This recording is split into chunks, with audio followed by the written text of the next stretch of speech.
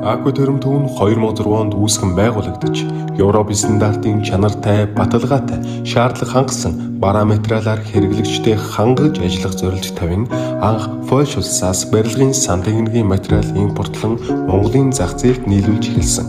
Өнөөдрийн байдлаар Польш, Герман, Итали, Франц, Хорват, Турк, Чех зэрэг улс орнуудаас сан техникийн параметрал импортлон улс орны бүтээн байгуулалтанд өөрийн гэсэн хувь нэмрээ оруулж үйл ажиллагаагаа жилээс жилд үргэлжлүүлсээр